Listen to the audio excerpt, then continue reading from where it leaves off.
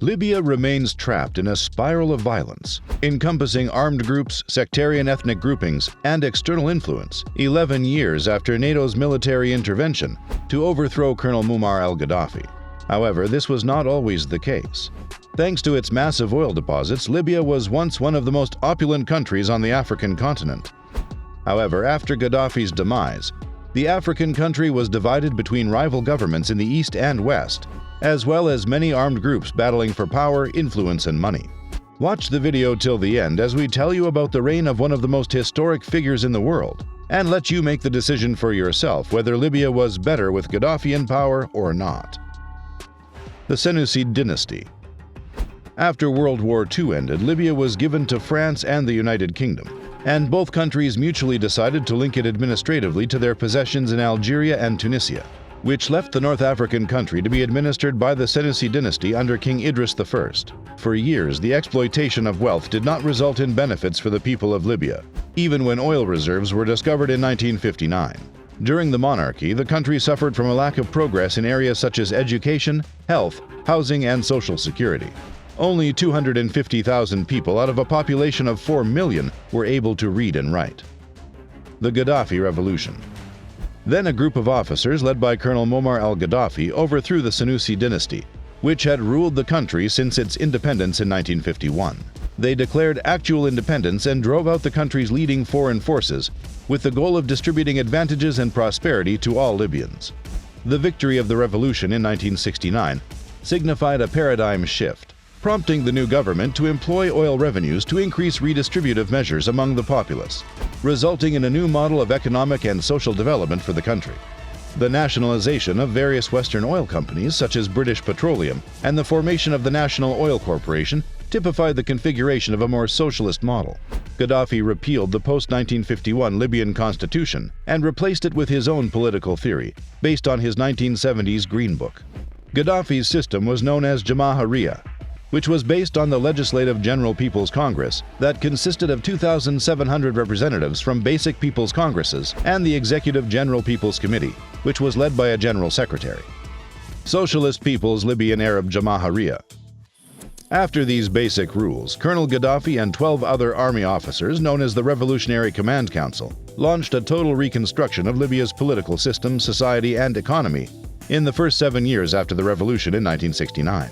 Gaddafi called a General People's Congress on March 2, 1977, to declare people's power, change the country's name to the Socialist People's Libyan Arab Jamahiriya, and give the GPC primary authority. Gaddafi assumed growing control of the government during his leadership, but he also strove to increase public engagement in municipal administration. He declared the start of a people's revolution to oversee the administration of schools, businesses, industries, and governmental institutions in the public interest. The climax of this process was the formation of People's Power in March 1977, with required popular participation in the nomination of representatives to the GPC. The split.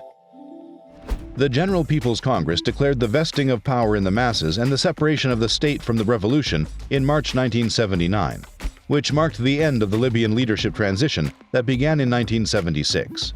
Now the government was split into two sections, the Jamahiriya and the Revolutionary.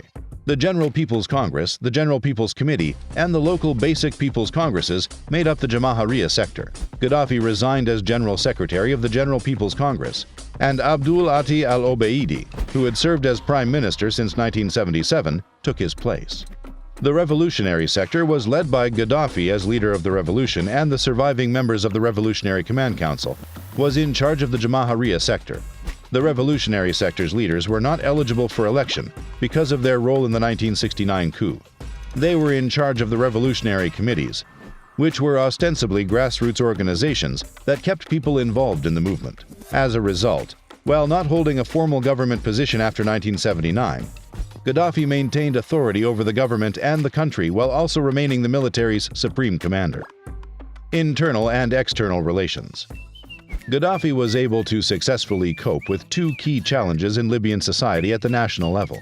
The first was the difficulties of exerting control over the tribes, and the second was the fragmentation of society into various and sometimes diametrically opposed tribal and regional organizations.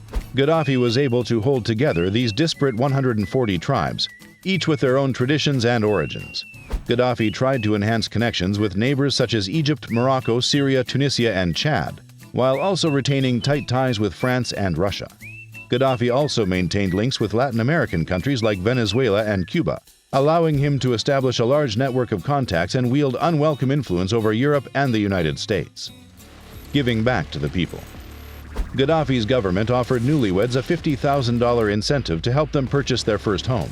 Gaddafi presented the world with the Great Man-Made River Project, which aimed to provide water to the entire country. Libya was also a wealthy country on its own. It didn't owe anyone anything. Libya was being steered by Gaddafi toward becoming a strong and true United States of Africa. He prioritized the interests of local workers over the interests of foreign money. The RCC government began a process of allocating money to provide universal education, healthcare, and housing. In the country, public education became free, and primary education became compulsory for both genders. Free medical care was made available to the general populace. Under Gaddafi, the country's per capita income soared to more than $24,000, the highest in Africa. Increased domestic political repression paralleled the rise in prosperity, which was accompanied by a divisive foreign policy. Improving the economy. The attempt to remold political and social institutions ran concurrently with the attempt to remold the economy. Libya's economy was mixed until the late 1970s, with private enterprise playing a substantial part in all save oil production and distribution, banking, and insurance. However, the government allowed Libyan workers to take control of a huge number of businesses, turning them into state-run firms, and a property legislation was created prohibiting the ownership of more than one private house. State-owned People's Supermarkets supplanted retail and wholesale trading operations, allowing Libyans to buy whatever they needed at inexpensive prices. By 1981, the state had also restricted access to individual bank accounts, making it difficult for government programs to access privately held money. These policies sparked resentment and criticism by those who were dispossessed of their properties. They joined the already disgruntled, some of whom had already started to flee the nation. By 1982, 50,000 to 100,000 Libyans had emigrated, representing a substantial loss of management and technical competence, because many of the emigrants were among the most ambitious and better educated Libyans. Eighth wonder of the world. As a result of skilled people leaving the country, Libya faced a manpower deficit, which necessitated the importation of skilled workers as well as a wide range of consumer products, both of which were paid for with petroleum revenue. Gaddafi then established the Islamic Legion as a means of uniting the Islamic nations. The Legion's initial priority was Chad, followed by Sudan. This Islamic Legion was primarily made up of immigrants from poorer Sahelian countries, but it also included hundreds of Pakistanis who were recruited in 1981 under the false promise of civilian jobs once they arrived in Libya. However, all of this did not stop Gaddafi from initiating the Great Man-Made River Project in 1984. A massive irrigation scheme spanning some of Libya's most desert regions. It is the world's largest irrigation project, which covered 16,000 kilometers and supplied 70% of Libya's fresh water. Gaddafi proclaimed it to be the eighth wonder of the world. Unfortunately, much of it has fallen into disrepair or been destroyed after Gaddafi's death. Relationship with the West. Throughout the 1980s, relations with the West deteriorated significantly, owing to Gaddafi's propensity of sponsoring foreign armed organizations. Gaddafi has stated and offered direct assistance to organizations like the Provisional IRA since the early 1970s. Millions of dollars were spent to aid the Sandinistas in Nicaragua. A total of 5 tons of arms were intercepted on their way to the IRA. The New People's Army of the Philippines saw him as an ally, and the FARC in Colombia also received some aid. By the 1990s, Libya under Gaddafi had altered dramatically. The economy has lost its vigor, hampered by inefficiency and less bolstered by oil cash. The most devastating sanctions were imposed by the United Nations in 1992, following the Lockerbie airline bombing investigation, which severely limited Libya's capacity to engage with the rest of the world. The continual flow of armaments from abroad slowed to a trickle. Gaddafi then adjusted his strategy in response. Instead of concentrating all of his efforts in the Middle East, he turned his attention to Africa. In the 1990s, one of Gaddafi's most famous activities was sponsoring Nelson Mandela's presidential campaign, which led Mandela to defy U.S. requests to terminate ties. Gaddafi's attitude toward the West shifted dramatically as the decade progressed, perhaps humbled by the tragedies of the 1990s and a newfound perspective. As a result, the EU lifted sanctions in 2004, while the U.S. removed Libya from the list of state sponsors of terrorism in 2006. which was nearly unimaginable given Gaddafi's notoriety in the 1980s. Libya appeared to be becoming a much more moderate state under Gaddafi, and while the world saw it most clearly in foreign affairs, it was also happening at home. The revolution was in the process of reforming, and the socialist economy was beginning to fall apart. The riots and downfall. By 2004, Gaddafi had begun asking for the economy to be privatized on a large basis. Given Gaddafi's vague definition of socialism, it was evident that foreign corporations were establishing themselves in a market that had previously been impossible.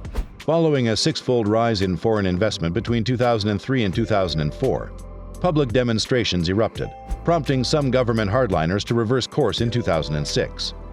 The governmental machinery remained repressive as the economy deteriorated, gradually accumulating public dissatisfaction until it reached its inevitable boiling point.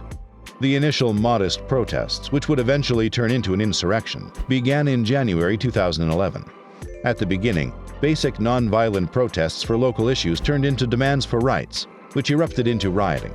By February, police stations were set ablaze, and the army had been pushed out of Benghazi on February 19th. The upheavals in Benghazi promoted the United Nations Security Council and NATO to engage on behalf of the responsibility to protect, launching a bombing campaign that had a crucial impact on Gaddafi's assassination between March and October 2011.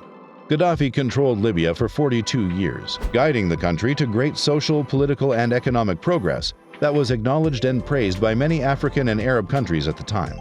Despite his contentious regime, Gaddafi became a key figure in anti-imperialist activities because of his stance, mostly against the United States and its policies in the Middle East. As a result, his life and death have become crucial events in Libya and essential to comprehending the current situation. Now Libya is going through a very tough time with armed groups and internal and external influence destroying the country. Tell us what you think about Libya's condition now and under Gaddafi in the comment section below.